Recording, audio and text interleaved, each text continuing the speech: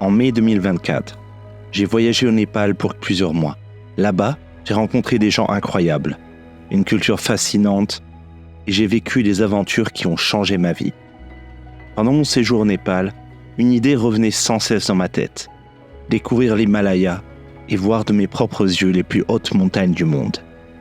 Pour cette raison, je suis allé avec mon ami népalais Amir à Pokhara, faire l'une des randonnées les plus célèbres du Népal, le trek du camp de base des Annapurna. Une randonnée fantastique de 5 à 10 jours qui mène jusqu'au 10e plus haut sommet au monde, l'Annapurna 1.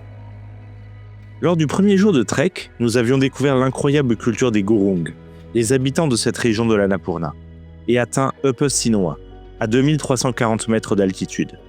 Pour ce deuxième jour, j'étais excité à l'idée d'explorer encore plus la beauté des montagnes de l'Himalaya. Bienvenue dans le deuxième jour de cette aventure vers le camp de base de l'Annapurna.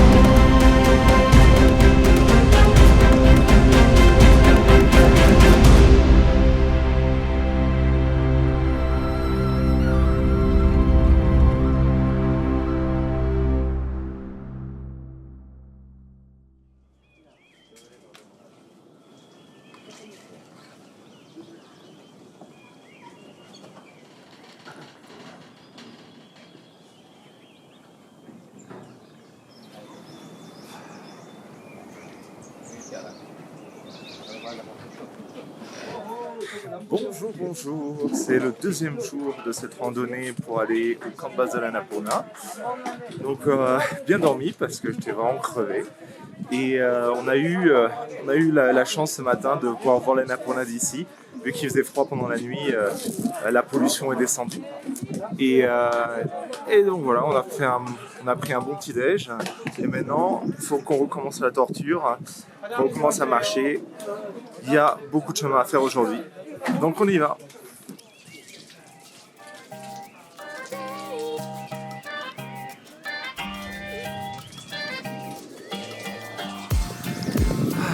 And leading the way is our fearsome leader, Amir.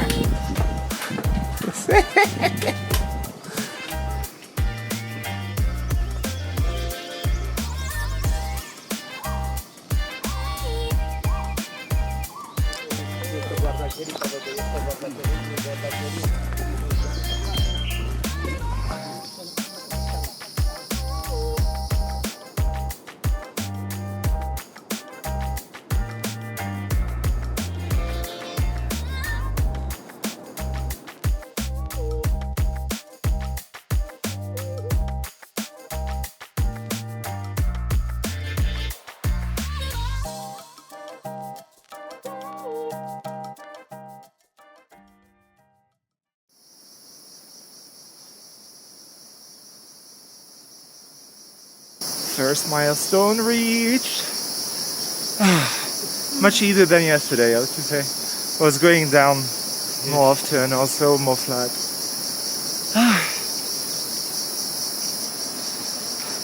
Look at that! He's reaching it!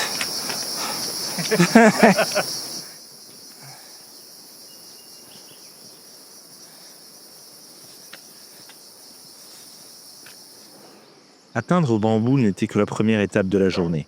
Il ne nous a fallu qu'une petite heure de marche pour y arriver, principalement en descente, ce qui a offert un début plutôt tranquille à ce deuxième jour de trek vers le camp de base de l'Annapurna.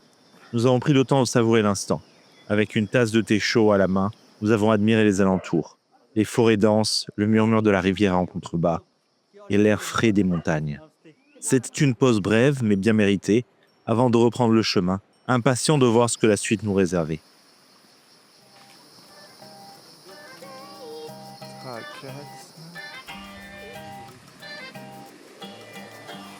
Le tronçon entre Bambou et Dovan, en revanche, fut bien plus éprouvant et nettement plus long. Les montées raides et les sentiers accidentés ont mis nos jambes et notre endurance à rude épreuve. Chaque pas demandait plus d'efforts et de concentration. Nous avons rapidement atteint Lower Dovan, mais la randonnée, elle, était loin d'être terminée. Comme à Sinua, la partie haute du village était encore très éloignée. Nous avons donc traversé Lower Dovan sans nous arrêter, poursuivant notre marche à travers les forêts et les cascades spectaculaires pendant encore quelques heures.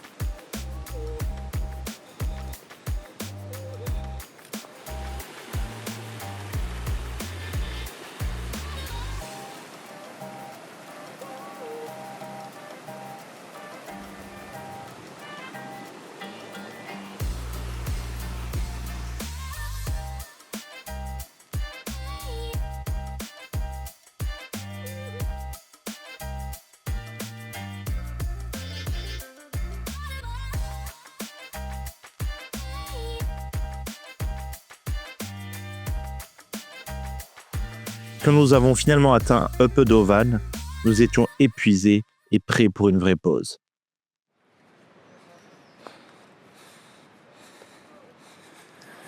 Bon, on est pratiquement à mi-distance de ce qu'on voulait faire aujourd'hui.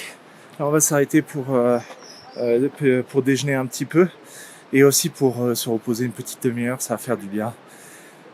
Mais ouais, sinon c'est assez sympa, mais c'est toujours aussi crevant. Après, les paysages sont plus variés. On peut voir un peu plus aussi parce que le brouillard est moins fort. Et bon, il y a des rivières, des cascades, donc ça c'est cool.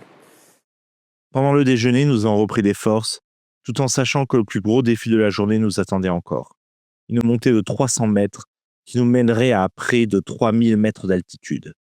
L'air devenait plus léger, mais l'objectif, lui, semblait de plus en plus proche.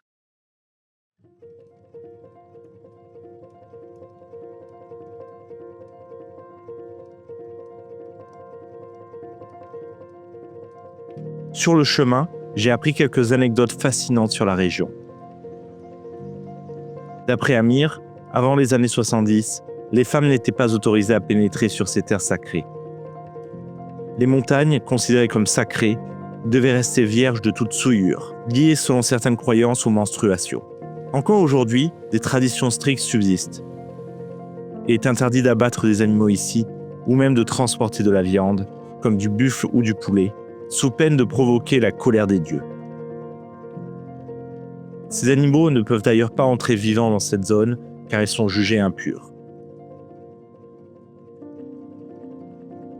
La frontière de ce territoire sacré est marquée par un petit temple, le Pujnambara Mandir. Installé près d'une impressionnante cascade qui s'étend sur une paroi rocheuse entière, ce temple marque l'endroit où les animaux ne peuvent plus passer. Ce lieu a aussi une histoire intrigante. On raconte qu'un oracle y a vécu, capable de prédire l'avenir grâce à son lien divin. Nous avons marqué une petite pause à côté du temple pour admirer la vue et cette cascade qui était tout simplement magnifique.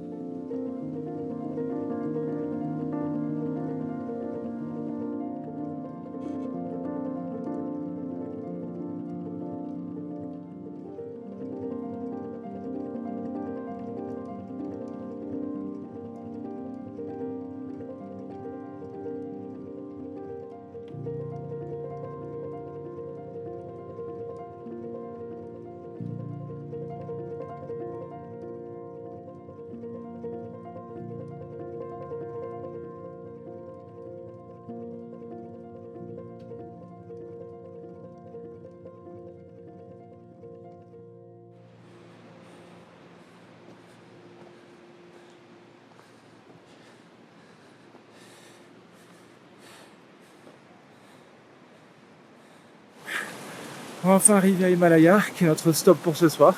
À la base, ça devait être celui juste après, qui est un petit peu plus haut. Mais bon, déjà là, on est à 2900 mètres au-dessus du niveau de la mer.